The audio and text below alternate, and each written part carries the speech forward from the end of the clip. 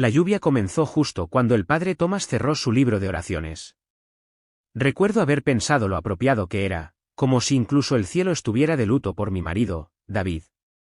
De pie allí en el cementerio Riverside, rodeada de rostros que conocía desde hacía décadas, me sentí completamente sola. 35 años de matrimonio, y aquí estaba yo, una viuda de 58 años tratando de averiguar cómo existir sin el hombre que había sido todo mi mundo. Elena, el padre Thomas llamó suavemente, su mano curtida tocando mi hombro mientras el último de los dolientes comenzaba a dispersarse. Antes de que te vayas, David me pidió que te diera algo. Me giré para enfrentarlo, mi vestido negro pegándose a mí en la humedad. El padre Thomas nos había casado en 1989, bautizado a nuestros 2 hijos, y ahora estaba enterrando a mi marido. Sus amables ojos contenían algo que no podía leer del todo mientras metía la mano en el bolsillo de su abrigo. Él me dio esto hace 6 meses, dijo, su voz apenas audible sobre el golpeteo de la lluvia en la carpa de lona sobre el ataúd de David. Me hizo prometer que esperaría hasta después del servicio. Mi corazón se detuvo. Hace 6 meses. Fue alrededor de ese tiempo cuando David comenzó a actuar tan extrañamente, tan distante. El momento en que nuestro matrimonio comenzó a desmoronarse de maneras que aún no podía entender. El padre Thomas colocó un sobresellado en mis manos temblorosas.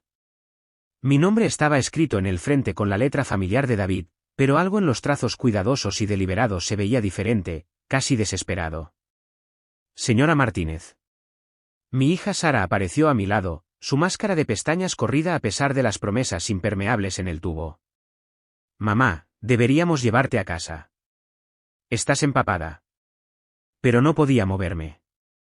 Miré ese sobre como si pudiera explotar en mis manos. David había planeado este momento. Mientras yo estaba cocinando sus comidas favoritas y tratando desesperadamente de reconectar con mi marido cada vez más frío, él me estaba escribiendo una carta y dándosela a nuestro sacerdote. Mientras yo estaba acostada despierta por la noche preguntándome qué había hecho mal, preguntándome por qué el hombre que amaba de repente había comenzado a tratarme como una extraña en mi propia casa, él estaba orquestando este momento. ¿Qué dice?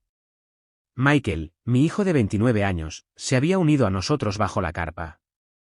Su corbata estaba torcida, y seguía pasándose las manos por el pelo como lo había hecho de niño nervioso. No lo he abierto todavía, susurré, mi voz entrecortada. La verdad era que estaba aterrorizada. Los últimos 6 meses de la vida de David habían sido una pesadilla de confusión y angustia. Mi marido amoroso y atento se había vuelto reservado, a veces cruel, alejándose de mí de maneras que me hacían cuestionar todo sobre nuestra relación. Hubo llamadas telefónicas misteriosas, noches tardías en la oficina que su secretaria no pudo justificar, y una frialdad en sus ojos que nunca había visto antes. Había comenzado a creer que mi marido estaba teniendo una aventura, que tal vez se había desenamorado de mí y estaba planeando irse. Su repentino ataque al corazón a los 58 años me había robado la confrontación para la que había estado reuniendo valor, dejándome nada más que preguntas y un dolor tan complicado que no sabía cómo llorarlo adecuadamente. Mamá, dijo Sara suavemente. Tal vez deberíamos irnos a casa. Puedes leerlo cuando estés lista. Miré al padre Thomas, buscando pistas en su rostro. ¿Dijo algo más? Los ojos del viejo sacerdote se llenaron de lágrimas. Dijo que podrías odiarlo al principio, pero esperaba que eventualmente lo entendieras. Dijo que te dijera que todo lo que hizo fue porque te amaba demasiado como para cargarte. De pie allí bajo la lluvia, agarrando esa carta, no tenía idea de que toda mi comprensión de mi matrimonio, mi marido, y los últimos meses dolorosos de nuestra vida juntos estaba a punto de ser completamente trastornada. Pensé que conocía a David Martínez. Pensé que sabía qué tipo de hombre había sido mi marido durante 35 años. Pero esa carta revelaría una verdad tan devastadora y tan desgarradora que cambiaría no solo cómo recordaba a mi marido, sino cómo entendía el amor mismo. Para entender lo devastadora que sería esa carta, necesitas saber lo que David y yo habíamos construido juntos. Durante 35 años, fuimos la pareja que todos envidiaban. Nos conocimos en 1988 en una barbacoa de la empresa donde yo trabajaba como recepcionista, y él era el encantador ajustador de seguros que me hizo reír hasta que me dolieron los costados. Me propuso matrimonio en nuestro segundo aniversario en el mismo parque donde tuvimos nuestro primer picnic, y dije que sí antes de que siquiera terminara de preguntar. Nuestra vida cayó en el ritmo más hermoso. Todas las mañanas a las 6:30, me despertaba con David ya duchado y vestido, sentado en el borde de nuestra cama, poniéndose los zapatos. Buenos días, hermosa, decía, besando mi frente antes de que siquiera estuviera completamente despierta. Yo me arrastraba a la cocina en mi bata y le preparaba el almuerzo. Siempre un sándwich de pavó con mostaza, nunca mayonesa, porque decía que ponía el pan blando, una manzana, y esas pequeñas galletas de chispas de chocolate de la sección de panadería que pretendía que no quería, pero siempre se comía primero. No tienes que hacer esto todos los días, me decía. Pero ambos sabíamos que nunca me detendría. Era nuestra rutina, nuestro pequeño acto de amor que comenzaba cada día. David se iba a Martínez Insurance, sí, eventualmente le había comprado la compañía al viejo señor Peterson, con un «te amo, nos vemos esta noche». Nunca dejaba de decirlo. Ni una sola vez en 35 años. Y siempre lo decía en serio. Podía verlo en la forma en que sus ojos se arrugaban cuando me sonreía, incluso después de todos esos años juntos. Nuestro hogar en Maple Street era el orgullo y la alegría de David. Pasaba los sábados cortando el césped en líneas perfectamente rectas, luego se sentaba en nuestro porche delantero con una cerveza, admirando su trabajo. «Mira ese césped, Elena. Grueso como una alfombra». Yo le traía limonada y me sentaba a su lado en el columpio que había construido, viendo a los vecinos pasear a sus perros y a los niños andar en bicicleta. Estos eran los momentos que más atesoraba. Solo nosotros, sin agenda, completamente contentos en nuestro pequeño rincón de los suburbios de Ohio. Las cenas dominicales en la casa de la madre de David, Ruth, eran sagradas. Cada semana, sin falta, pasaba la tarde del sábado haciendo el asado favorito de David con zanahorias y patatas, la receta que Ruth me había enseñado cuando David y yo nos comprometimos. El secreto, Ruth había susurrado en tono de confidencia, es el paquete de sopa de cebolla. No se lo digas a nadie. En esas cenas, David siempre presumía de algo que yo había hecho esa semana. Elena organizó toda la recaudación de fondos de la iglesia, anunciaba con orgullo. Recaudó $3,000 para el banco de alimentos. Oh, deberías ver cómo Elena tiene a los niños vecinos leyéndole todas las tardes. Los tiene amando los libros. Me hacía sentir como la mujer más realizada del mundo, aunque solo estaba siendo yo misma. Nuestros hijos fueron nuestro mayor éxito. Sara había conseguido el trabajo de sus sueños en marketing en una empresa de tecnología en Seattle, y Michael estaba enseñando 5º grado aquí mismo en la ciudad, a solo 20 minutos de distancia. David irradiaba orgullo cuando la gente preguntaba por ellos. Sara tiene el corazón de su madre y mi terquedad, decía. Y Michael, él va a cambiar el mundo un niño a la vez. Habíamos empezado a hablar de la jubilación, de finalmente hacer ese viaje a Italia que habíamos estado planeando durante años. David incluso había comenzado a aprender frases básicas en italiano en su teléfono. Bonjour, hermosa, decía, besándome al despedirse cada mañana, haciéndome reír como una adolescente. Pensé que estábamos viviendo nuestro felices para siempre. Pensé que la decisión más difícil que enfrentábamos era si conseguir los cojines azules o verdes para el sofá de la sala de estar. Creía que nuestra mayor preocupación era la ligera presión arterial alta de David y si deberíamos cambiar a un plan diferente de Medicare. Estaba tan equivocada. Mientras yo estaba viviendo en nuestra pequeña burbuja perfecta, creyendo que teníamos décadas más de cenas dominicales y besos matutinos, David estaba albergando un secreto que explicaría todo lo que estaba a punto de salir tan terriblemente mal. La primera grieta en nuestro mundo perfecto apareció un martes por la noche en marzo, 6 meses antes del ataque al corazón de David. Lo recuerdo tan claramente porque los martes eran nuestras noches de compras de comestibles, otra de nuestras pequeñas tradiciones. Caminábamos juntos por los pasillos de Kroger, David empujando el carrito mientras yo marcaba los artículos de mi lista cuidadosamente organizada. Pero ese martes, David dijo que tenía que trabajar hasta tarde. Gran caso en puerta, otra vez haré las compras otro día. Era inusual, pero no alarmante. David ocasionalmente tenía clientes exigentes. Fui de compras sola, sintiéndome extrañamente incompleta sin sus comentarios sobre mis habilidades para recortar cupones y sus intentos furtivos de agregar helado al carrito cuando pensaba que no estaba mirando. Cuando llegué a casa alrededor de las 8:30, David ya estaba allí sentado en nuestra mesa de la cocina con su teléfono. En el momento en que entré por la puerta con las bolsas de comestibles, inmediatamente volteó su teléfono boca abajo y se levantó de un salto para ayudarme. ¿Cómo te fue hoy, cariño? Pregunté, comenzando a desempacar los comestibles. Bien, lo mismo de siempre, dijo, pero seguía mirando su teléfono en la mesa como si pudiera sonar en cualquier momento. Durante las siguientes semanas, noté que la relación de David con su teléfono había cambiado por completo. El hombre que solía dejar su teléfono cargando en la cocina durante la noche de repente lo guardaba en su mesita de noche. El hombre que solía pedirme que revisara sus mensajes de texto mientras conducía ahora guardaba ese teléfono como si contuviera secretos de estado. Una noche a principios de abril, estaba llevando a David su taza de café habitual mientras trabajaba en su computadora portátil en nuestra mesa del comedor. Siempre agradecía este pequeño gesto. Había aprendido exactamente cómo le gustaba después de todos estos años, 2 azúcares, un chorrito de crema, y había calentado la taza primero, para que el café se mantuviera caliente por más tiempo. Cuando me acercaba con su taza humeante, vislumbré la pantalla de su computadora portátil. Estaba en algún tipo de aplicación de mensajería que no reconocí, y pude ver que estaba en medio de una conversación con alguien. En el momento en que me sintió detrás de él, sus manos volaron al teclado y rápidamente minimizó la ventana. «Aquí está tu café, cariño», dije, colocándolo junto a él. «Gracias», respondió, pero no me miraría. Sus hombros estaban tensos, y mantuvo sus manos colocadas proteccionalmente sobre su teclado. Mi curiosidad pudo más que yo.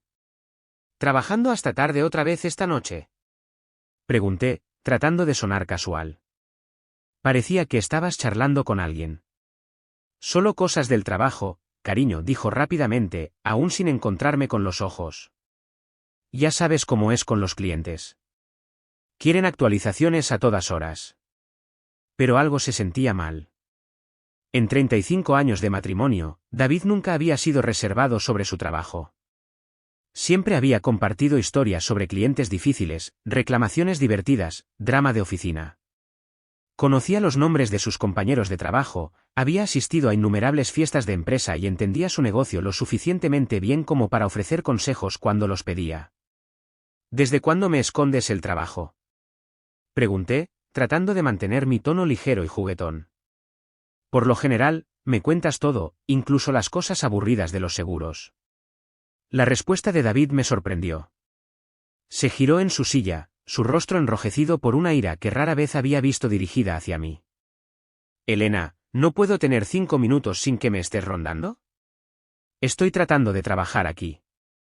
La dureza en su voz me golpeó como un golpe físico. De hecho, di un paso atrás, casi derramando el café que había preparado con tanto cariño. Este no era mi David. Mi David nunca me reprendió por traerle café. Mi David me agradeció los pequeños gestos y los llamó su dosis diaria de dulzura. «Lo siento», tartamudeé, sintiéndome de repente tonta. «No quise molestarte». En el momento en que las palabras salieron de mi boca, vi algo parpadear en el rostro de David, arrepentimiento, tal vez culpa.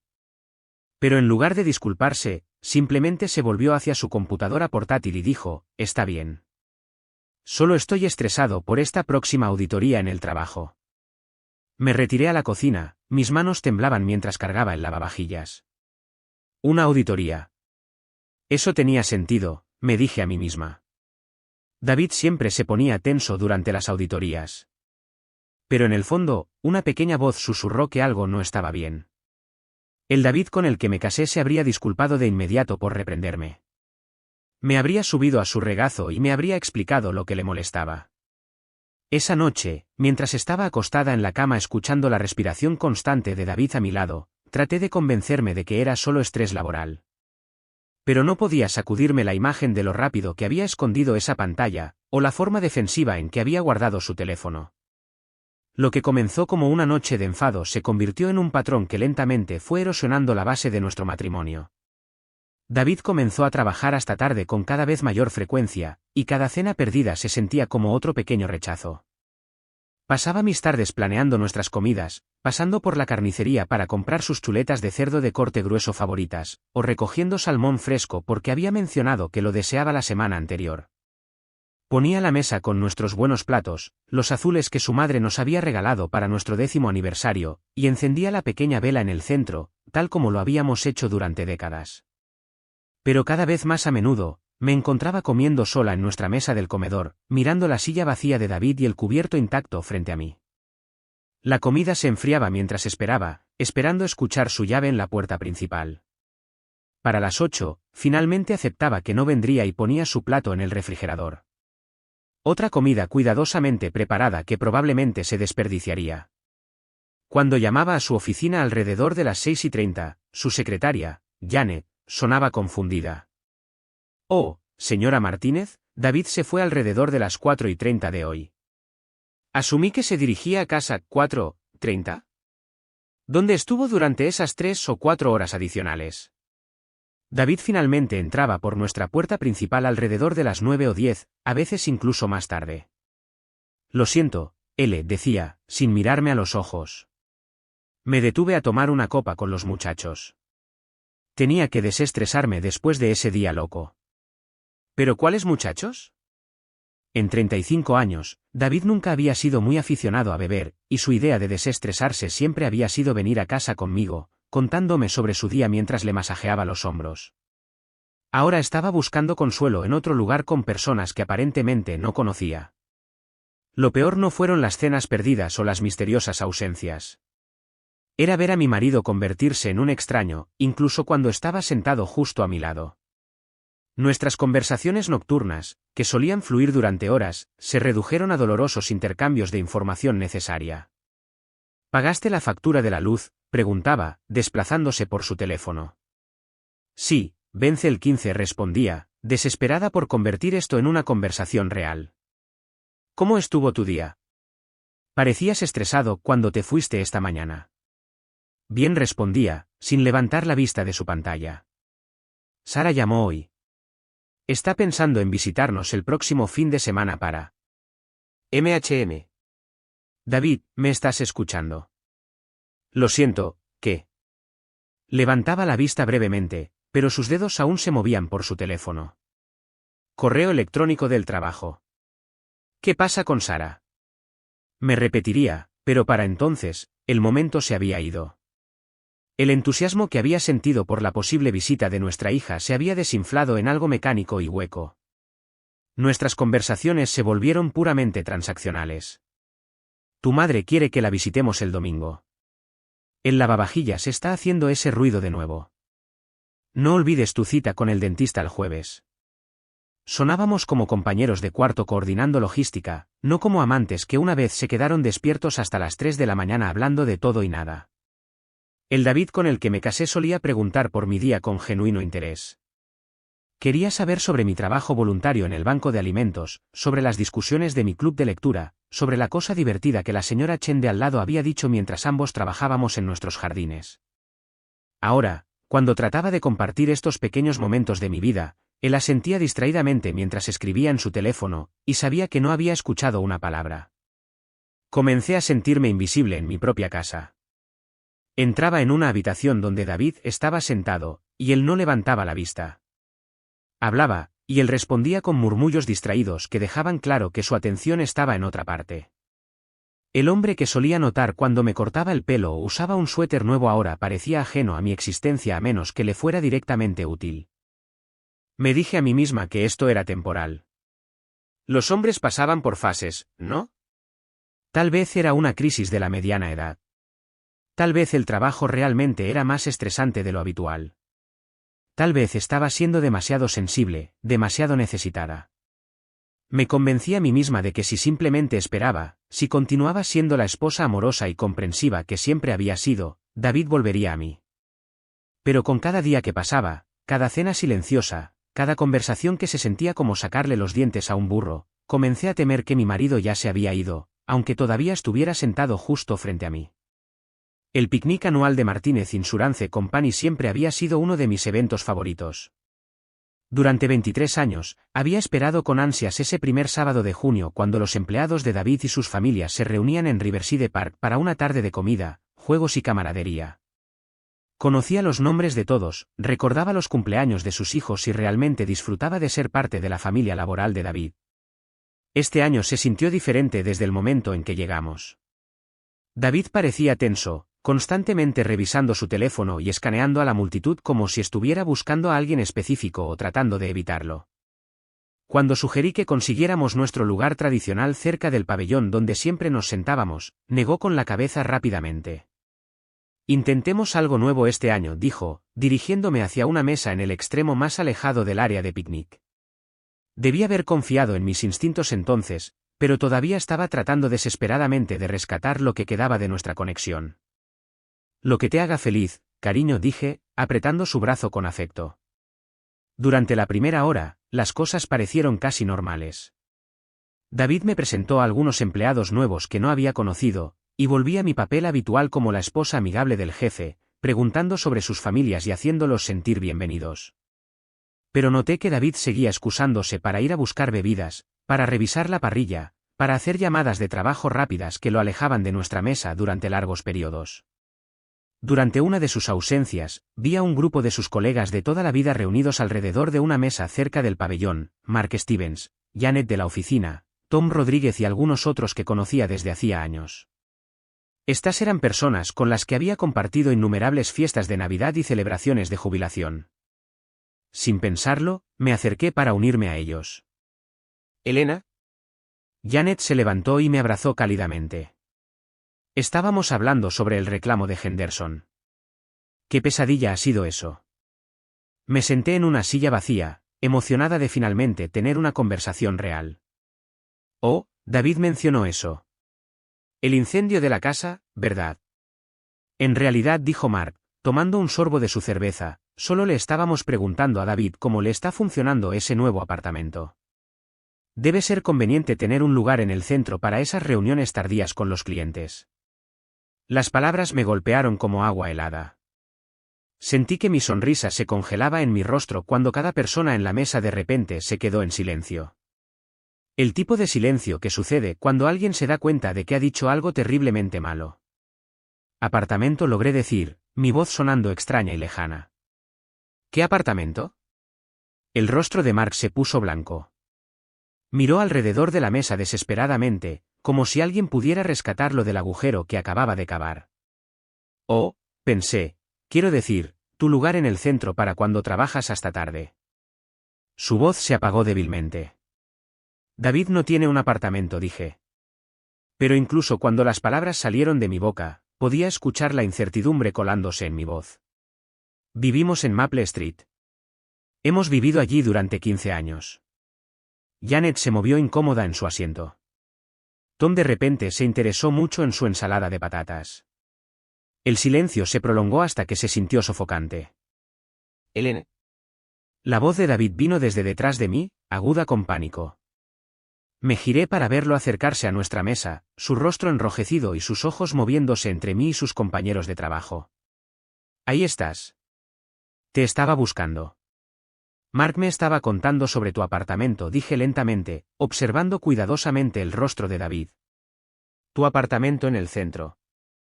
La mandíbula de David se tensó. Mark está confundido, dijo rápidamente, lanzando una mirada de advertencia a su colega. Está pensando en otra persona. Ya sabes cómo estos muchachos mezclan sus historias. Pero vi las miradas que se intercambiaron entre ellos. Vi la expresión de lástima de Janet y la incapacidad de Tom para encontrarme con los ojos.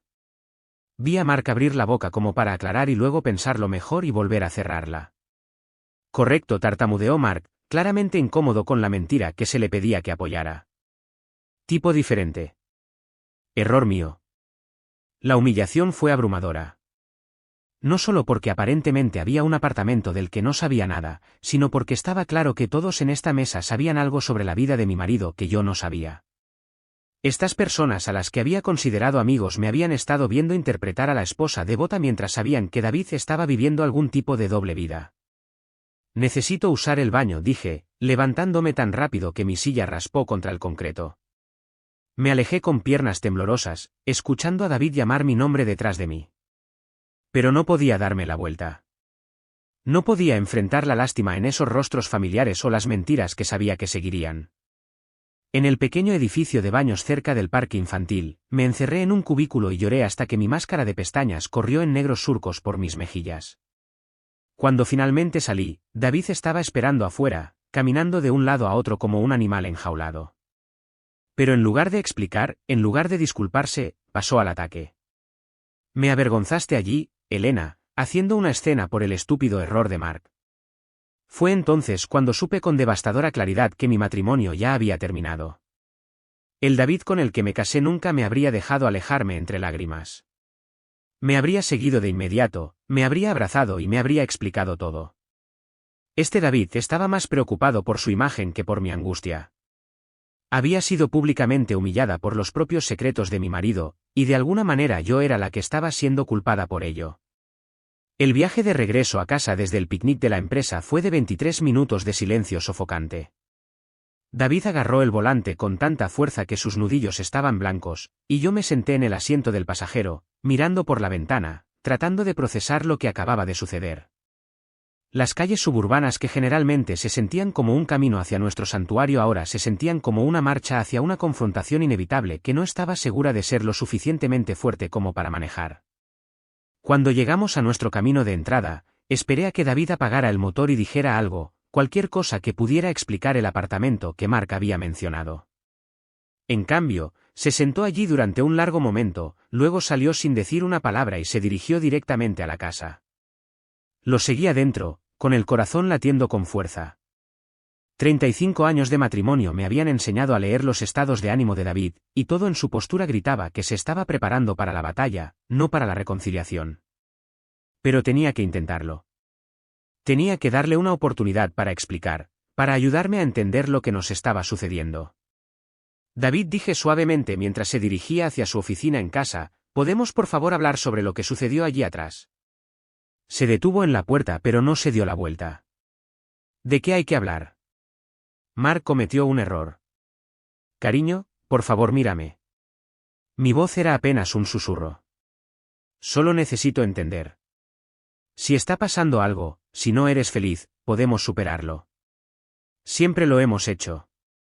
Fue entonces cuando se giró, y la expresión en su rostro era una que nunca había visto antes. No era solo ira. Era algo más frío, más calculado, como si hubiera estado esperando este momento y ya hubiera decidido cómo iba a ser. Estás siendo paranoica, Elena. Su voz explotó a través de nuestra casa silenciosa. Ni siquiera puedo tener una conversación con mis compañeros de trabajo sin que crees drama. ¿Te escuchas ahora mismo? Di un paso atrás, atónita por el veneno en su tono. No estoy creando drama. Solo pregunté sobre. Me acabas de avergonzar frente a todo mi personal, continuó, su voz haciéndose más fuerte.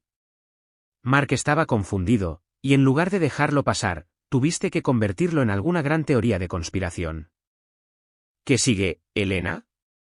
¿Vas a empezar a seguirme al trabajo, a revisar mi teléfono, a esconderte en los arbustos? Cada palabra se sintió como un golpe físico. Esto no era una conversación ni siquiera una discusión. Esto era un asesinato de carácter. David me estaba pintando como una esposa paranoica y celosa en lugar de abordar la inconsistencia muy real que había desencadenado toda esta situación. Nunca he hecho ninguna de esas cosas, dije, mi voz temblaba. Nunca te he dado ninguna razón para hablarme de esta manera. Todo lo que hice fue preguntar sobre algo que me confundió.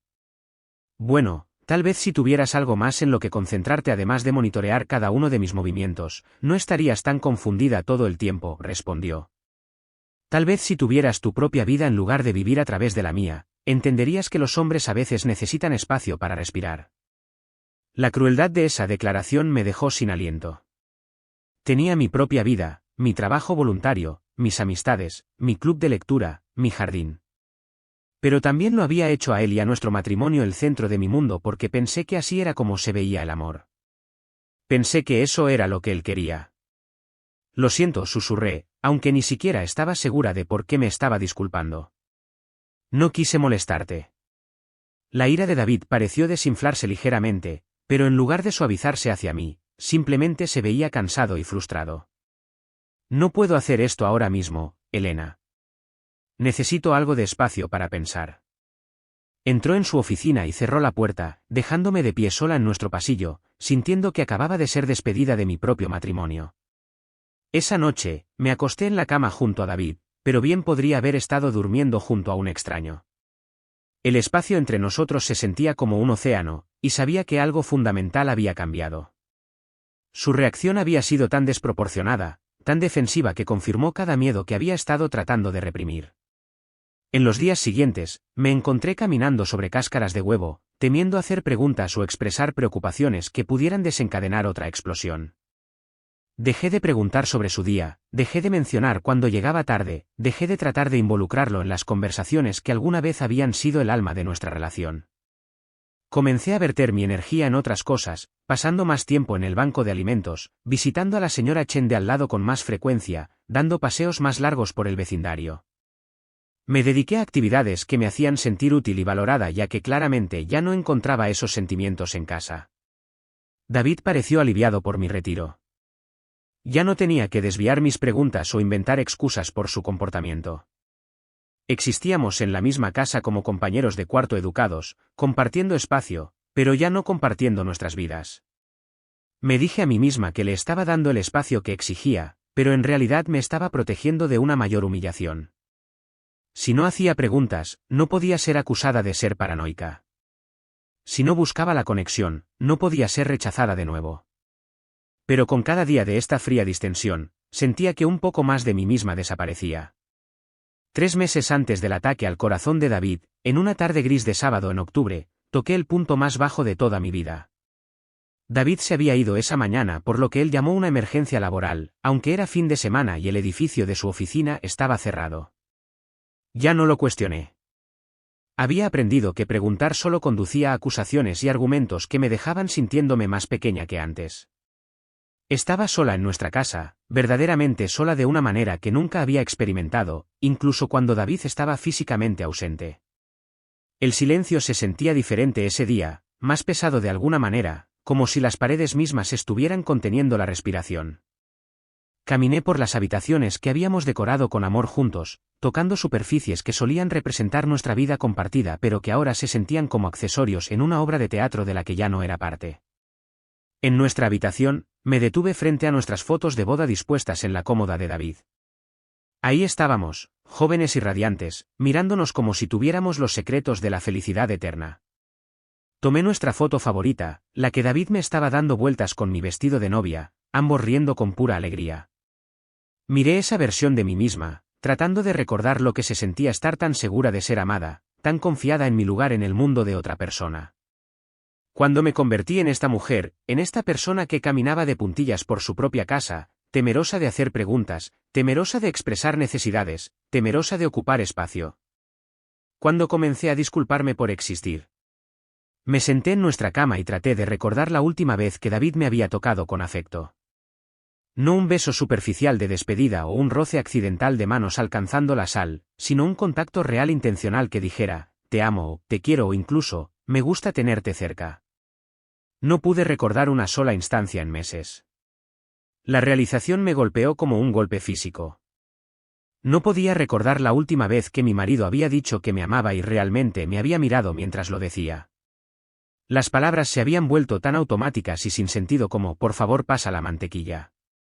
Me encontré pensando en nuestra antigua rutina nocturna, como solíamos sentarnos juntos en el sofá, mis pies metidos debajo de su pierna mientras veíamos televisión, como acariciaba mi cabello distraídamente mientras hablábamos de nuestro día. Ahora David pasaba sus noches en su oficina con la puerta cerrada o en su teléfono en la sala de estar, pero nunca conmigo, nunca enfocado en mí. El dolor fue abrumador, no solo por lo que estaba perdiendo, sino por lo que ya había perdido sin siquiera darme cuenta. Estaba llorando mi matrimonio mientras mi marido todavía estaba vivo, todavía viviendo en la misma casa, todavía compartiendo el mismo apellido. ¿Cómo se llora a alguien que está de pie justo frente a ti, pero que ya se ha ido? Esa noche, cuando ya no pude soportar el silencio sofocante de nuestra casa, llamé a mi mejor amiga, Carol. En el momento en que escuché su voz, me derrumbé por completo. Creo que mi matrimonio ha terminado, sollocé en el teléfono. Pero no sé cómo irme después de 35 años. Ni siquiera sé quién soy sin él.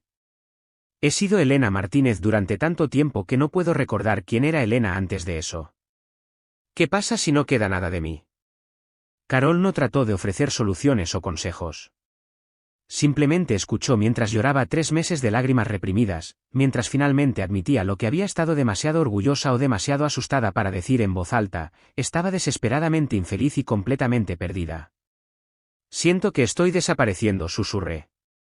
Como si me estuviera volviendo invisible, incluso para mí misma. Eran más de la medianoche cuando Carol me encontró sentada en mi coche en nuestro camino de entrada, incapaz de enfrentar el regreso al interior. Había estado allí durante casi 2 horas, mirando nuestra casa, la casa donde David y yo habíamos hecho el amor, criado hijos, celebrado aniversarios, planeado nuestro futuro. Ahora parecía la casa de un extraño, como un lugar que estaba visitando pero al que no pertenecía. Elena, cariño, me estás asustando, dijo Carol, deslizándose en el asiento del pasajero. ¿Qué estás haciendo aquí afuera? No sé cómo volver a entrar allí, admití. No sé cómo fingir que todo está bien por un día más. No sé cómo seguir casada con alguien que no me quiere. Carol tomó mi mano entre las suyas. No tienes que resolverlo todo esta noche, pero no puedes sentarte en este coche para siempre. ¿Por qué no? Pregunté. Y lo decía en serio. Al menos aquí, no tengo que fingir que no me doy cuenta de que mi marido está viviendo una vida completamente separada. Al menos aquí, puedo admitir que estoy asustada y confundida, y no entiendo qué nos pasó. Esa noche fue la primera vez que realmente consideré que mi matrimonio podría no sobrevivir. Y la idea me aterrorizó casi tanto como la idea de seguir viviendo de esta manera. 2 semanas después del funeral de David, finalmente reuní el valor para comenzar la desgarradora tarea de revisar sus pertenencias. Sara y Michael se habían ofrecido a ayudar, pero yo insistí en hacerlo sola. Necesitaba este tiempo privado para despedirme de los restos físicos de nuestra vida juntos, incluso si esa vida se había convertido en algo que ya no reconocía en sus últimos meses. Empecé con su cómoda, la pesada pieza de roble que su padre había construido en 1962. David siempre había sido meticuloso con su ropa, todo doblado con precisión, camisas ordenadas por color, corbatas enrolladas y guardadas en la pequeña caja de madera que le había regalado para nuestro quinto aniversario. Mientras revisaba cada cajón, me encontré tocando sus suéteres, inhalando el tenue aroma de su colonia que aún persistía en su ropa. En el cajón de abajo, escondido debajo de sus suéteres de invierno, mis dedos rozaron algo que no pertenecía, un sobre con mi nombre escrito con la cuidadosa letra de David. Pero esta no era la carta que el padre Thomas me había dado en el funeral. Este era un papel diferente, más antiguo, y estaba sellado con cinta adhesiva que se había amarilleado ligeramente alrededor de los bordes. Mi corazón comenzó a latir con fuerza mientras lo sacaba. El sobre era grueso, más pesado que una simple nota, y podía sentir que había varias páginas dentro. En el frente, con la inconfundible letra de David, estaba escrito: Elena, si algo me pasa, por favor lee esto primero antes de la carta que le di al padre Thomas. Te amo más de lo que jamás sabrás. Debe. Me desplomé en el suelo de nuestro dormitorio, todavía sosteniendo el sobre, con la mente dando vueltas. ¿2 cartas? ¿Cuánto tiempo había estado David planeando su muerte? ¿Cuánto tiempo había estado guardando secretos que requerían explicaciones escritas? Con dedos temblorosos, abrí el sobre. Dentro había 4 páginas manuscritas con la cuidadosa letra de David junto con varios documentos doblados que no pude identificar de inmediato. Desplegué la primera página y comencé a leer. Mi queridísima Elena, si estás leyendo esto, entonces me he ido, y encontraste esta carta en el cajón de nuestra cómoda, tal como siempre esperé que sucediera. Necesito que sepas que todo lo que estoy a punto de contarte viene de un lugar de amor, aunque sé que te dolerá terriblemente. Tuve que dejar de leer y recuperar el aliento. Las palabras eran muy similares a lo que había escrito en la carta que el padre Thomas me había dado, pero había algo diferente en el tono, más urgente, más desesperado. Hace 8 meses, me diagnosticaron Alzheimer en etapa temprana. El doctor Harrison confirmó lo que me aterraba reconocer. Los lapsos de memoria, la confusión, los momentos en que no podía recordar cosas simples no eran solo estrés o envejecimiento. Eran el comienzo de la misma enfermedad que se llevó la mente de mi padre poco a poco hasta que ni siquiera reconoció más a mi madre. Las palabras se volvieron borrosas cuando las lágrimas llenaron mis ojos. Alzheimer. David tenía Alzheimer. El papel temblaba en mis manos mientras intentaba procesar lo que estaba leyendo. Elena, vi lo que esta enfermedad le hizo a mi familia. Vi a mi madre convertirse en cuidadora, en enfermera, en una extraña para su propio marido. La vi llorar en la cocina cuando pensaba que nadie podía verla, lamentando al hombre que todavía estaba sentado en la sala de estar, pero que ya no estaba realmente allí. No podía soportar la idea de hacerte pasar por ese mismo infierno. Pensé en el padre de David, Frank, que había muerto hace 5 años después de un largo y brutal declive. Recordé cómo David había luchado viendo a su vibrante e inteligente padre volverse confuso y asustado. Como había dicho repetidamente, nunca quiero que mamá pase por esto, y preferiría morir antes que hacer pasar a alguien que amo por lo que ella está soportando. El apartamento que Mark mencionó en el picnic era real, Elena, pero no era lo que pensabas. No era otra mujer u otra vida que te estaba ocultando. Era un lugar al que estaba planeando ir cuando la enfermedad progresara, cuando me volviera demasiado pesado para que lo soportaras. Estaba tratando de hacer arreglos para que, cuando llegara el momento, no tuvieras que tomar la terrible decisión entre cuidarme y preservar tu propia vida. Mis sollozos eran tan fuertes ahora que apenas podía seguir leyendo, pero me obligué a seguir adelante. Sé que mi comportamiento en estos últimos meses ha sido inexcusable. Sé que he sido cruel, distante y frío. Cada día que me alejaba de ti era otro día que estaba tratando de protegerte del dolor que se avecinaba. Pensé que si hacía que me amaras menos, si hacía que nuestra separación pareciera inevitable, sería más fácil para ti cuando tuviera que irme. La carta continuaba, pero tuve que dejarla. Todo tenía sentido ahora, el secreto, la ira, las misteriosas ausencias. David no había estado teniendo una aventura ni planeando abandonarme. Había estado planeando abandonarse a sí mismo para protegerme de un futuro que no podía soportar hacerme pasar. Pasé 3 días en nuestro dormitorio leyendo y releyendo la carta de David hasta que memoricé cada palabra. Los documentos que había incluido pintaban la imagen de un hombre que intentaba desesperadamente orquestar su propia desaparición mientras creía que estaba realizando el acto de amor definitivo. Había documentos de arrendamiento de apartamentos fechados hace 6 meses, información de contacto de un centro de atención especializada en Columbus, e incluso una carta redactada para nuestros hijos explicando por qué papá tenía que irse. Durante 72 horas, no me duché, apenas comí e ignoré las llamadas preocupadas de Sara, Michael y Carol. Necesitaba este tiempo para dejar que la verdad se asentara en mis huesos, para entenderlo completamente que había malinterpretado todo sobre los últimos 8 meses de mi matrimonio. La ira me golpeó primero, furia cruda y consumidora contra David por tomar decisiones sobre nuestra vida sin incluirme. ¿Cómo se atrevía a decidir lo que podía y no podía manejar? ¿Cómo se atrevía a asumir que lo abandonaría cuando más me necesitara? Lancé su almohada al otro lado de la habitación y le grité a su fotografía en la mesita de noche. Cobarde. Cobarde, egoísta y arrogante. Nos robaste a los dos. Pero entonces la ira dio paso a algo más profundo y más complicado. Dolor por lo que habíamos perdido. No solo cuando murió, sino en esos meses en que ambos estábamos sufriendo solos. David había estado cargando con el terror de su diagnóstico en aislamiento, probablemente despierto por la noche planeando su estrategia de salida mientras yo yacía a su lado, preguntándome por qué ya no me amaba. Empecé a ver nuestros últimos meses juntos a través de sus ojos. Cuando me regañó por traerle café, no estaba rechazando mi cuidado, estaba entrando en pánico por depender de él. Cuando evitaba mis preguntas sobre su día, no estaba ocultando una aventura, estaba ocultando citas médicas e investigaciones sobre centros de atención de la memoria. Cuando llegaba tarde a casa, no se reunía con otra mujer, estaba sentado en ese apartamento del centro, probablemente llorando y tratando de descubrir cómo desaparecer de mi vida sin destruirme. La ironía más cruel fue que su plan había fracasado por completo. En lugar de protegerme del dolor, su distanciamiento me había causado meses de agonía. En lugar de hacer que lo amara menos, su frialdad me había hecho cuestionar mi propio valor. En lugar de prepararme para la vida sin él, su comportamiento me había dejado sintiéndome como si hubiera fracasado como esposa. Al 4.º día, finalmente llamé al consultorio del Dr. Harrison. Necesitaba escuchar la verdad de alguien que había estado allí, que había presenciado el miedo de David de primera mano. Señora Martínez, dijo el Dr. Harrison gentilmente cuando devolvió mi llamada. Lo siento mucho por su pérdida. David era un hombre extraordinario que la amaba mucho.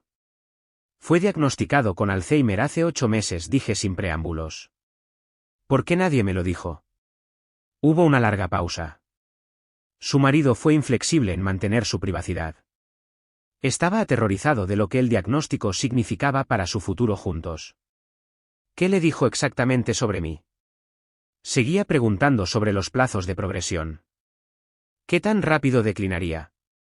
¿Habría un punto en el que no la reconocería?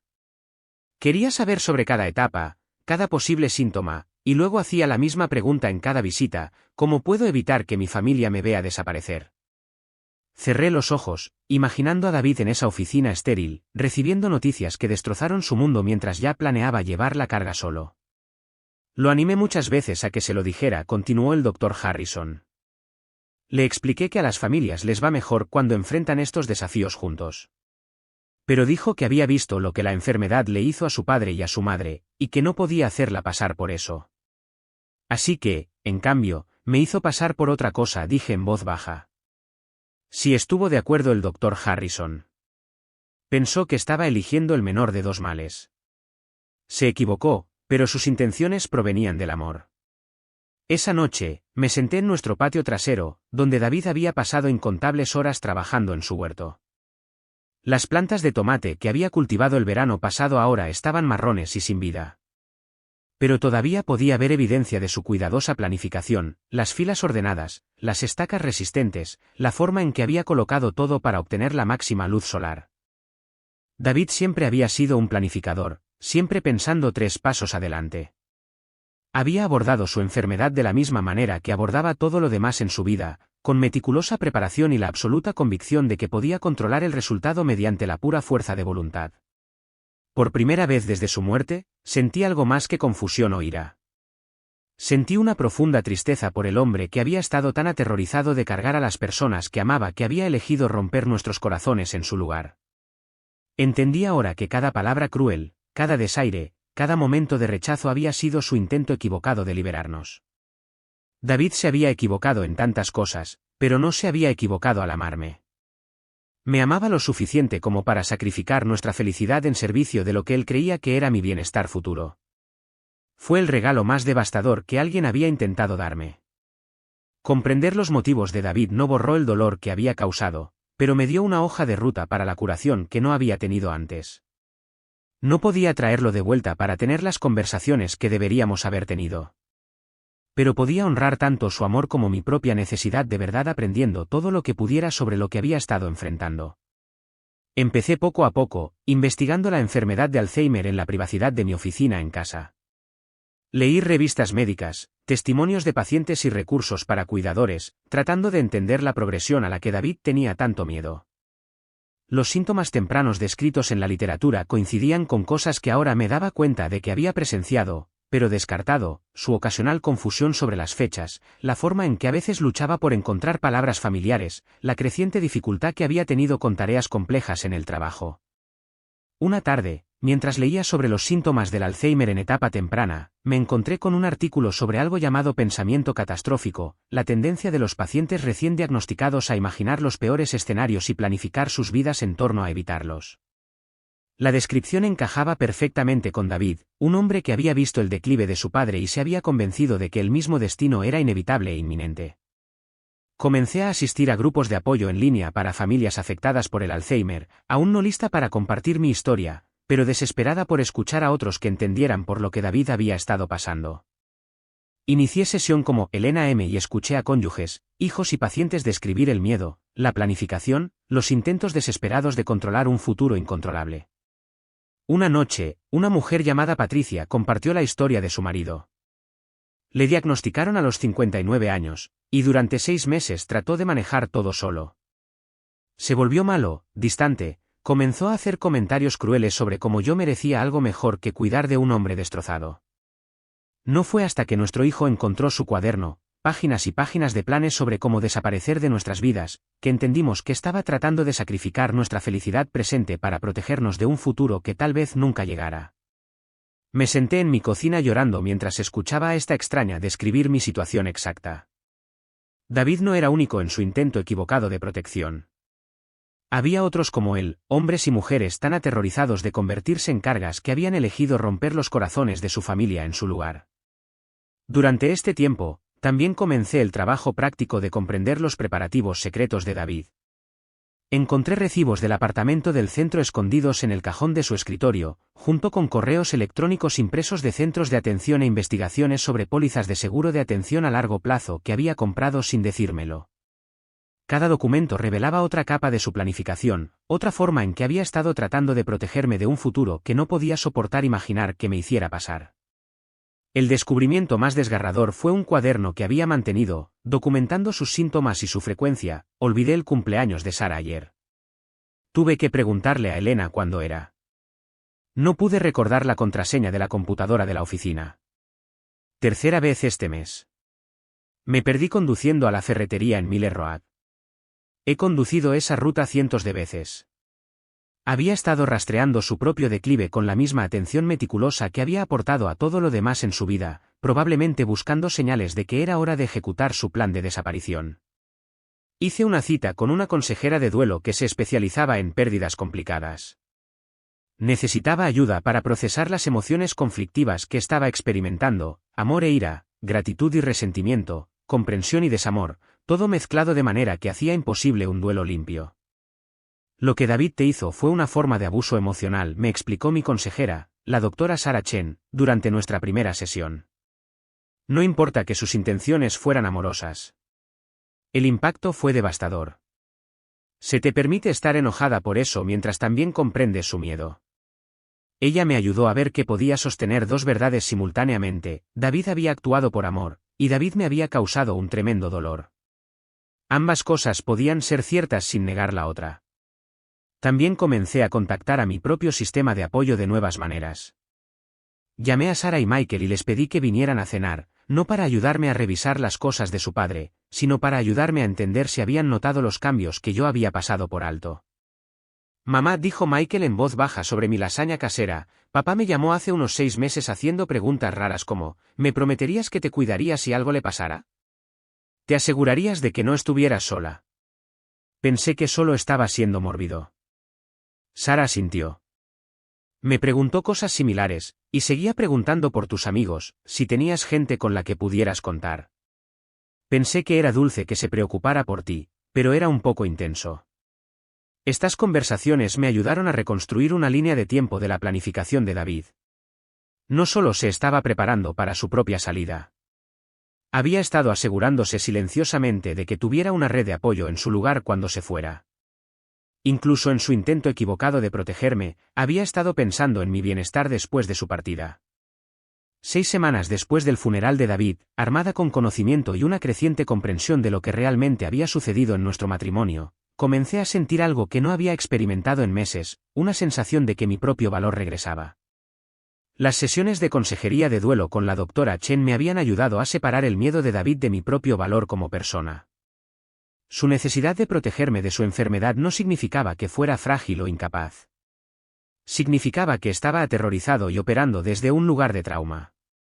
La primera señal de que mi perspectiva estaba cambiando se produjo durante una conversación con nuestra vecina de toda la vida, la señora Rodríguez. Vino con una cazuela, la cuarta desde el funeral, y se instaló en nuestra cocina para lo que esperaba que fuera otra conversación bien intencionada pero dolorosa sobre cómo estaba llevando las cosas. Elena, tengo que contarte algo, dijo, revolviendo su café nerviosamente. Los últimos meses antes de que David falleciera, estaba preocupada por ti. Parecías tan disminuida, como si estuvieras caminando sobre cáscaras de huevo en tu propia casa. Casi digo algo varias veces, pero no quería interferir. En lugar de la vergüenza que habría sentido semanas antes, me encontré asintiendo con calma. No te equivocabas, María. Las cosas estaban muy difíciles entre nosotros al final. No podía entenderlo, continuó. David siempre había sido tan atento contigo, tan orgulloso de ti. Pero últimamente, cuando los veía juntos en el patio o en el buzón, había esta distancia, como si fueran extraños. Éramos extraños, dije en voz baja. David estaba guardando un secreto que cambió todo sobre cómo veía nuestro futuro. Y en lugar de confiar en mí con esa información, decidió alejarme para protegerme de ella. Los ojos de María se abrieron. ¿Un secreto? Me encontré capaz de compartir la verdad básica sin derrumbarme. A David le diagnosticaron Alzheimer en etapa temprana hace 8 meses. Nunca me lo dijo. En cambio, trató de hacer que nuestro matrimonio fuera tan frío y distante que cuando finalmente se fuera a un centro de atención, no lo extrañaría tanto. Oh, Elena, respiró María. Eso explica mucho. Pero ¿cómo pudo pensar que no querrías enfrentar eso juntos? Esa pregunta, ¿cómo pudo pensar eso?, se había convertido en mi piedra de toque. Me recordó que la decisión de David no era un reflejo de mis capacidades o fortaleza. Era un reflejo de su propio miedo y su recuerdo de ver a su madre luchar con el declive de su padre. Empecé a tomar diferentes decisiones en mi vida diaria. Cuando Sara llamaba, en lugar de fingir que estaba bien, comencé a compartir actualizaciones reales sobre mi estado emocional. Hoy estoy enojada con tu padre, podría decir. Estoy aprendiendo que puedo amarlo y estar furiosa con él al mismo tiempo.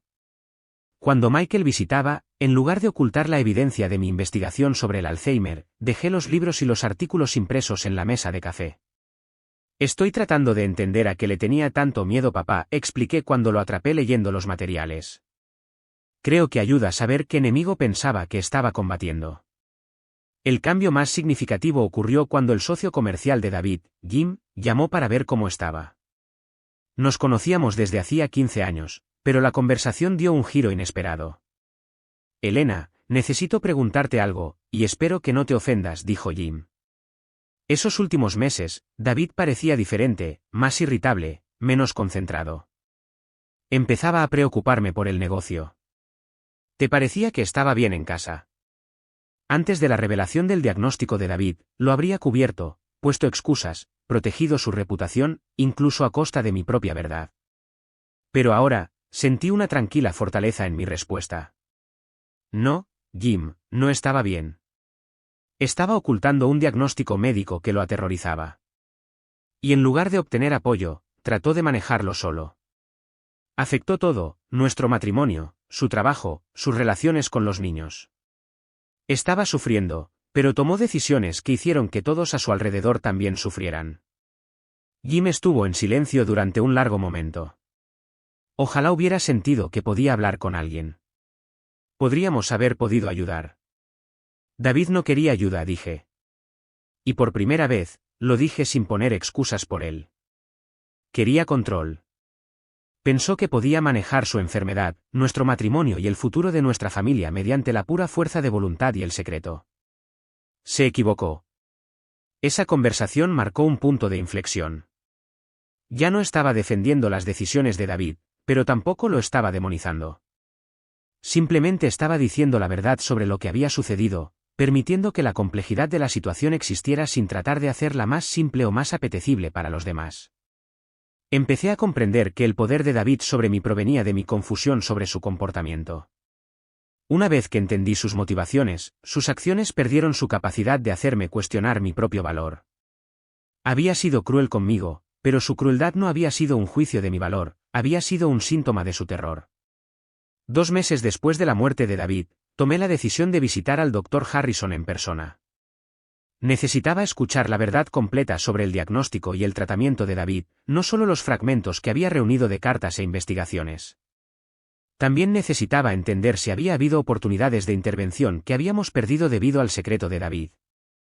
La oficina del Dr. Harrison era exactamente lo que esperaba: diplomas en paredes con paneles de madera, revistas médicas apiladas en su escritorio, el leve olor antiséptico que me recordaba las citas con el dentista cada vez más frecuentes de David que ahora tenían perfecto sentido. Cuando el Dr. Harrison entró en la habitación, su expresión era amable pero cautelosa. Señora Martínez, gracias por venir. Esperaba que tuviéramos esta conversación. Coloqué las cartas de David sobre su escritorio, tanto la del padre Thomas como la que había encontrado en su cómoda. Necesito entender exactamente lo que estaba pasando mi marido, y necesito saber si sus miedos estaban justificados. El Dr. Harrison leyó las cartas cuidadosamente, ocasionalmente asintiendo o suspirando suavemente. Cuando terminó, me miró con genuina compasión. Su marido estaba aterrorizado. Elena. ¿Puedo llamarte Elena? Cuando asentí, continuó, En 30 años de práctica, rara vez he visto a un paciente tan consumido por el miedo a su diagnóstico. David no solo estaba preocupado por olvidar cosas o necesitar atención. Estaba convencido de que el Alzheimer lo convertiría en una carga que destruiría tu vida. Pero, ¿tenía razón al tener tanto miedo? Pregunté directamente. ¿Su condición estaba progresando rápidamente? ¿Tenía razones para creer que enfrentaba un declive inmediato? El doctor Harrison negó con la cabeza lentamente. Eso es lo que hace que esto sea tan trágico. Los resultados de las pruebas de David mostraron cambios en una etapa muy temprana. Sus evaluaciones cognitivas seguían siendo en gran medida normales. Estábamos hablando de un plazo de progresión que podría abarcar muchos años, posiblemente décadas, especialmente con intervención temprana y medicación. El peso de esa declaración me golpeó como un golpe físico. Me está diciendo que destruyó nuestro matrimonio basándose en el miedo a algo que podría no haber sucedido en años. Elena, le dije a David repetidamente que el diagnóstico temprano era en realidad un regalo. Significaba que podíamos planificar juntos, probar medicamentos que podrían retrasar la progresión y asegurar que ambos tuvieran años de tiempo de calidad por delante. Pero seguía preguntando sobre los peores escenarios. ¿Qué pasa si declino rápidamente como mi padre? ¿Qué pasa si me vuelvo violento o agresivo? ¿Qué pasa si no reconozco a Elena? Estaba obsesionado con las posibilidades en lugar de las probabilidades. Sentí una oleada de ira diferente a todo lo que había experimentado desde que encontré las cartas. ¿Alguna vez sugirió que me lo dijera? Lo animó a incluirme en su cuidado.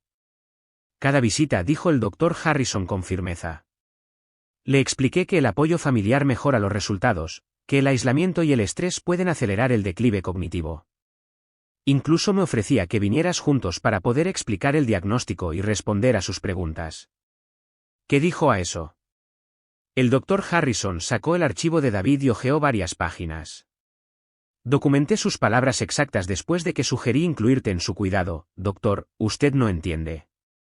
Elena ya ha sacrificado 35 años de su vida cuidando de mí y de nuestra familia.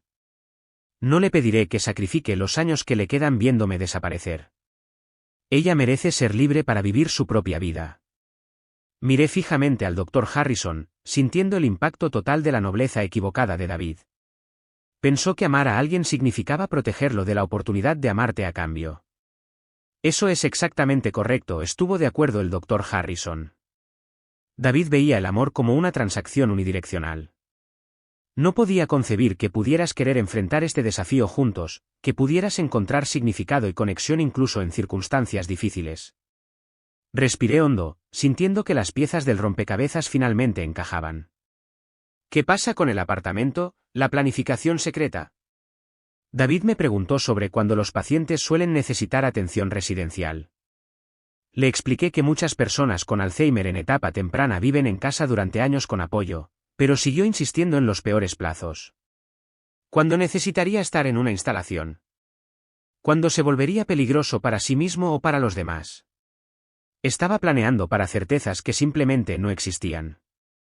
La habitación se quedó en silencio mientras procesaba esta información. David esencialmente había terminado nuestro matrimonio basado en temores sobre un futuro que quizás nunca habría llegado a suceder.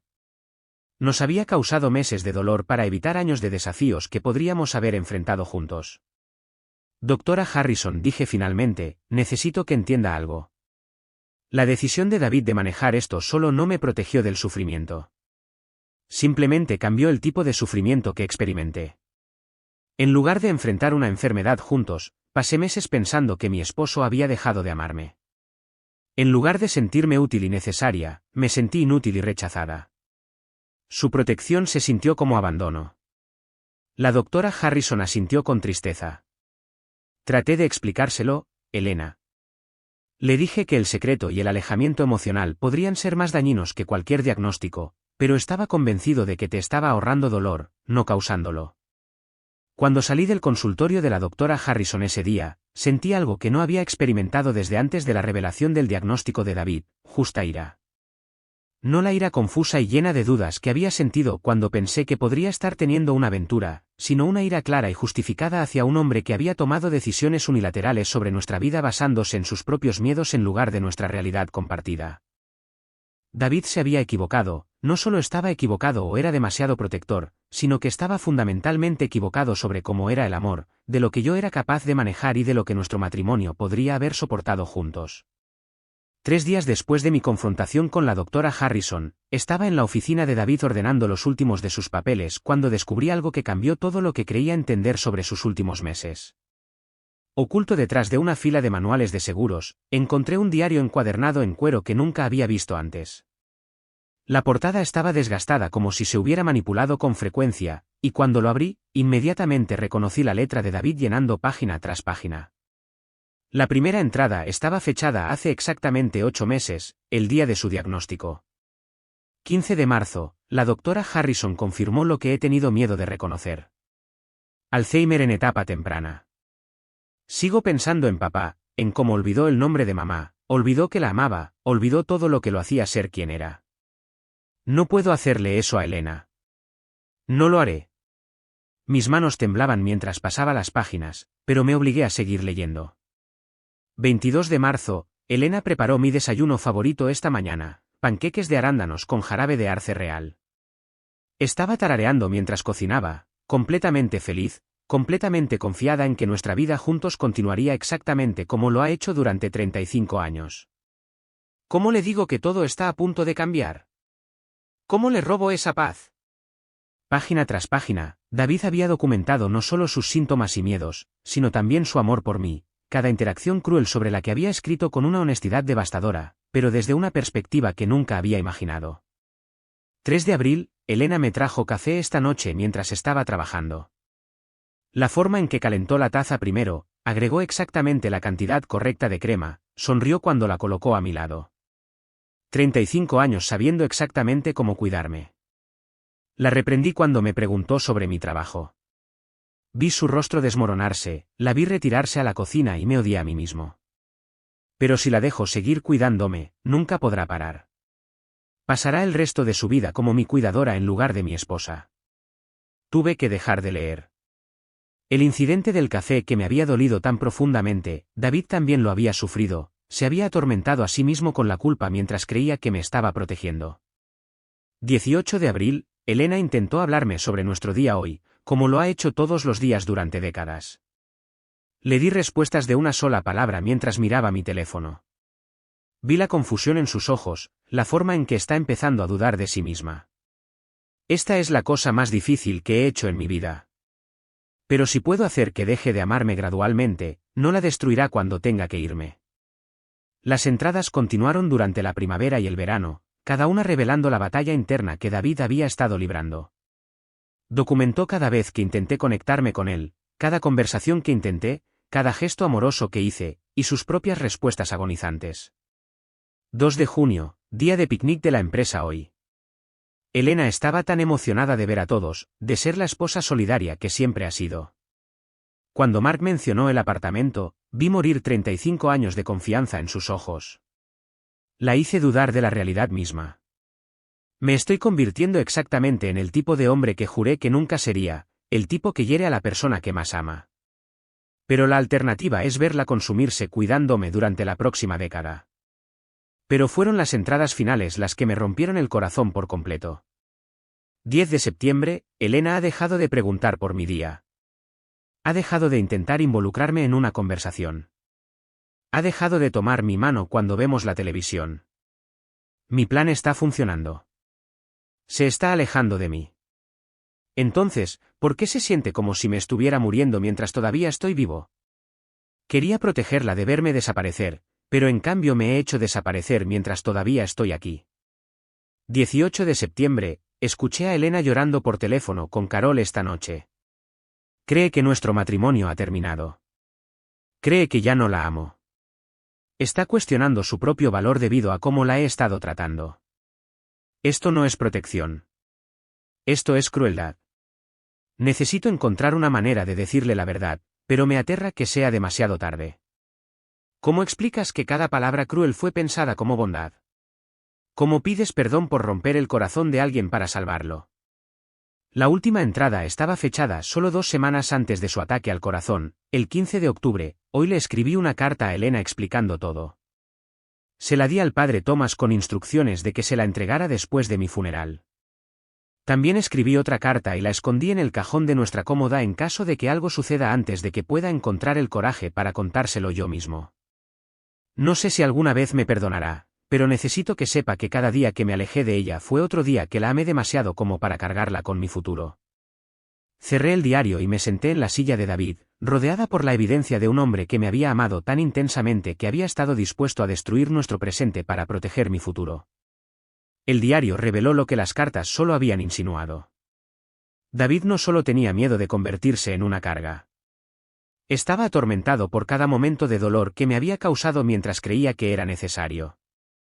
Esto no era solo una protección equivocada. Este era un hombre que había sufrido junto a mí a través de cada interacción cruel, que había documentado su propio dolor al alejar a la persona que más amaba en el mundo. David había sido tan víctima de su miedo como yo, atrapado en un plan que nos estaba destruyendo a ambos, pero demasiado aterrorizado por la alternativa para cambiar de rumbo. Por primera vez desde su muerte, sentí la posibilidad del perdón comenzando a echar raíces junto con mi ira, no un perdón que excusara sus elecciones, sino un perdón que reconociera la imposible posición en la que el miedo lo había puesto. 4 meses después de la muerte de David, estaba sentada en mi cocina leyendo su diario por lo que debían haber sido la 20ª vez cuando escuché un golpe tentativo en mi puerta principal. A través de la ventana, pude ver a Ruth, la madre de David de 82 años, parada en mi porche con una fuente cubierta en sus manos e incertidumbre escrita en su rostro. Ruth y yo habíamos mantenido una relación educada pero distante desde el funeral. Ella había sido la feroz protectora de David durante toda su vida, y yo había sentido su silenciosa desaprobación de lo que percibía como mi fracaso en hacer feliz a su hijo en sus últimos meses. Yo había estado demasiado cruda y confundida para intentar explicaciones, y ella había estado demasiado orgullosa para hacer preguntas directas. Elena, querida, dijo Ruth cuando abrí la puerta. Te traje algo de ese guiso de pollo y arroz que siempre te gustó. Pensé que tal vez podríamos hablar. La invité a entrar, acomodándola en la mesa de la cocina donde se había sentado para innumerables cenas dominicales. Pero esta vez se sintió diferente, tentativa, cuidadosa, como si ambas estuviéramos caminando sobre un terreno frágil. Ruth, antes de que digas algo, necesito que sepas algo sobre los últimos meses de David, comencé, colocando sus cartas y su diario sobre la mesa entre nosotras. Creo que ha habido un malentendido sobre lo que estaba sucediendo en nuestro matrimonio. Las manos de Ruth revolotearon nerviosamente sobre la correa de su bolso.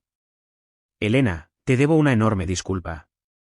He estado cargando con culpa durante meses, y necesito contarte algo antes de que me expliques nada a mí. Esperé mientras ella reunía su coraje. Noté cambios en David a partir de la primavera pasada, dijo, su voz apenas por encima de un susurro. Parecía distraído durante nuestras visitas dominicales, a veces olvidaba cosas que acabábamos de discutir. Cuando le preguntaba al respecto, me despachaba, decía que solo estaba cansado por el estrés del trabajo. Pero una madre sabe, Elena, una madre sabe cuando algo anda mal con su hijo. Los ojos de Ruth se llenaron de lágrimas. En los últimos meses, cuando los traía a cenar, podía ver la distancia entre ustedes dos. Te veías disminuida de alguna manera, triste, y David parecía enojado todo el tiempo, irritable de maneras en que nunca lo había sido. Pensé, hizo una pausa, luchando con la admisión, pensé que estaban teniendo problemas matrimoniales, y te culpé por hacer infeliz a mi hijo. Me extendí sobre la mesa y tomé su mano curtida en la mía. Ruth, David estaba enfermo. Fue diagnosticado con la enfermedad de Alzheimer en etapa temprana 8 meses antes de morir, y nunca se lo dijo a nadie. Ni a mí, ni a ti, ni a los niños. Tenía tanto miedo de convertirse en una carga que decidió alejar a todos. El rostro de Ruth se puso completamente blanco. Alzheimer, como su padre. Exactamente como su padre. Eso es lo que lo aterrorizaba. Abrí el diario de David en una de las entradas que la mencionaba a ella. Escucha esto, vi lo que la enfermedad de papá le hizo a mamá, como envejeció 10 años y se perdió al cuidar de alguien que ya no sabía su nombre. No puedo hacerle eso a Elena. No lo haré. Ruth comenzó a llorar, sus hombros temblando con el peso de la comprensión. Oh, mi pobre hijo. Estaba tan asustado cuando su padre se enfermó. Solía decir que preferiría morir joven que hacer pasar a alguien por lo que yo pasé. Intentó que dejara de amarlo, continué suavemente. Pensó que si era lo suficientemente cruel, lo suficientemente frío, me sentiría aliviada cuando eventualmente tuviera que ir a un centro de atención. Estaba tratando de salvarme de años de cuidado destruyendo nuestro matrimonio en su lugar. Y yo lo empeoré, sollozó Ruth. Fui fría contigo en el funeral, decepcionada contigo por no estar allí para él. Pensé que te habías rendido con él cuando más te necesitaba, pero ni siquiera sabías que estaba enfermo. Ninguno de los dos lo sabíamos, dije con firmeza. David se aseguró de eso. Estaba tan convencido de que nos estaba protegiendo que no podía ver que nos estaba lastimando en su lugar. Ruth se secó los ojos con un pañuelo de su bolso. Elena, necesito que perdones las suposiciones de una anciana. He estado enojada contigo durante meses, pensando que le habías fallado a mi hijo, pero estabas tan a oscuras como yo. No hay nada que perdonar, Ruth. Ambos estábamos tratando de darle sentido al comportamiento de David sin saber qué lo estaba impulsando realmente. Nos sentamos en un silencio cómodo por un momento antes de que Ruth volviera a hablar. ¿Qué hacemos ahora? ¿Cómo lloramos a alguien que estaba tratando de amarnos pero nos lastimó en su lugar? Creo que recordamos que David era humano, dije lentamente. Tomó decisiones terribles por miedo, pero sus intenciones provenían del amor. Podemos estar enojados por sus métodos sin dejar de honrar su corazón. Ruth asintió, luciendo mayor pero de alguna manera más pacífica que cuando había llegado. ¿Podrías compartir más de lo que David escribió? Me gustaría entender por lo que estaba pasando mi hijo, incluso si es difícil de escuchar. Durante las siguientes 2 horas, leí las lecciones de Ruth del diario de David, observando su rostro mientras reconocía al hijo que había criado, reflexivo, protector, a veces terco hasta la saciedad. Cuando se fue, habíamos comenzado a reconstruir nuestra relación sobre una base de comprensión compartida en lugar de culpa compartida. Elena, dijo Ruth mientras la acompañaba a su auto, David se equivocó en muchas cosas, pero tenía razón en una cosa, eres lo suficientemente fuerte como para manejar cualquier cosa. Lo veo ahora. Esa noche, me di cuenta de que la visita de Ruth me había dado algo que no sabía que necesitaba, la confirmación de que el comportamiento de David había sido notable para los demás, que no había imaginado la distancia entre nosotros, y que su madre, la persona que lo conocía por más tiempo, podía ver el amor detrás de sus decisiones equivocadas sin excusarlas. Por primera vez desde su muerte, sentí que no estaba cargando sola con el peso de comprender la complejidad de David. Un año después de la muerte de David, estoy parada en nuestro dormitorio en una tranquila mañana de domingo, sosteniendo su diario y las 2 cartas que cambiaron todo lo que creía saber sobre el amor y la pérdida. Afuera, el arce que David plantó para nuestro 20º aniversario se está volviendo en brillantes tonos de rojo y dorado, tal como lo ha hecho cada octubre desde que lo puso en la tierra con tanta esperanza para nuestro futuro. He movido su fotografía de la mesita de noche a la cómoda, un pequeño cambio que indica cómo he aprendido a vivir con su recuerdo en lugar de ser atormentada por él. A veces todavía hablo con él, pero ahora mis palabras llevan tanto amor como ira, comprensión y decepción, la complejidad completa de lo que compartimos. Me rompiste el corazón 2 veces, David, le digo a su rostro sonriente en nuestra foto de boda, una vez cuando te alejaste de mí y otra vez cuando supe por qué. Pero entiendo ahora lo que estabas tratando de hacer, aunque estabas tan terriblemente equivocado sobre cómo hacerlo. El año pasado ha sido un viaje de desentrañar y reconstruir todo lo que creía saber sobre nuestro matrimonio. A través del asesoramiento por duelo, a través de compartir la historia de David con otros, a través de innumerables conversaciones con Sara, Michael y Ruth, he llegado a comprender que el amor no siempre es sabio, y la protección no siempre es protectora.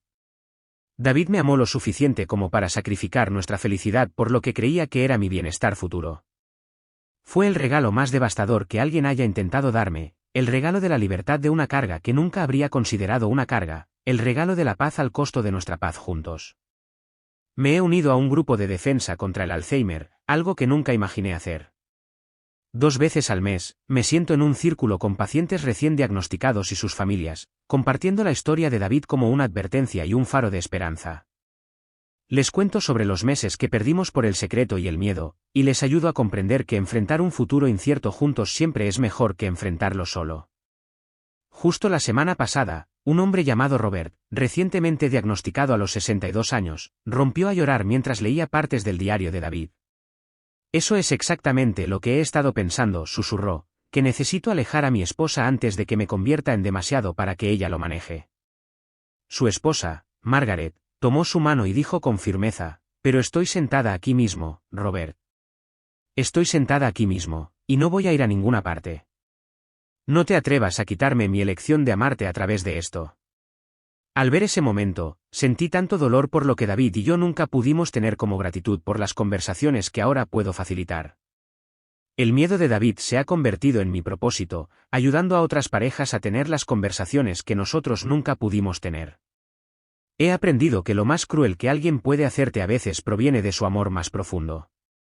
David intentó salvarme del dolor, pero el dolor me encontró de todos modos, solo que de una forma diferente. En lugar de llorar su enfermedad juntos, lloré la pérdida de su amor sola. En lugar de sentirme útil y necesaria como su compañera para enfrentar los desafíos, me sentí inútil y rechazada como la mujer que ya no quería.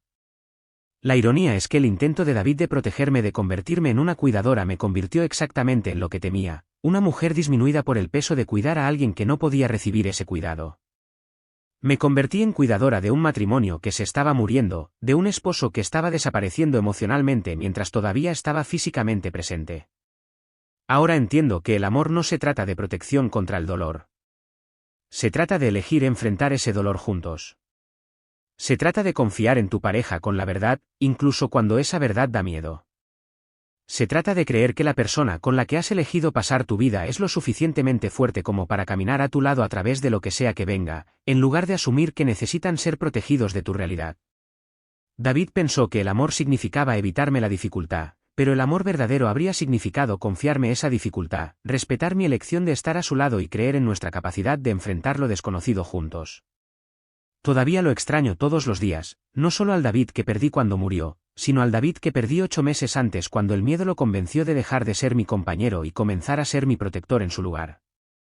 Extraño las conversaciones que nunca tuvimos sobre su diagnóstico, los planes que nunca hicimos juntos, la despedida que nunca pudimos decir con total honestidad entre nosotros. Pero ya no estoy enojada con él. Entiendo ahora que David era tan prisionero de su miedo como yo era víctima de su protección. Era un buen hombre que tomó decisiones terribles mientras creía que estaba tomando decisiones amorosas. Mientras vuelvo a colocar su diario en el cajón de la cómoda donde lo encontré, pienso en la pareja con la que me reuní ayer, recién casados, ambos de 34 años, enfrentando juntos su diagnóstico de inicio temprano. Se toman de las manos mientras hacen preguntas, terminan las frases del otro, planifican su futuro con esperanza y realismo. Eso es lo que David y yo podríamos haber tenido. Deberíamos haber tenido. Pero su regalo para mí ahora es la capacidad de ayudar a otros a evitar los errores que cometimos, para mostrarles que el amor no se trata de protección contra el dolor, sino sobre el coraje de compartir ese dolor para que ninguna persona tenga que cargarlo sola. David intentó escribir el final de nuestra historia solo. Ahora estoy ayudando a otras parejas a escribir sus historias juntos.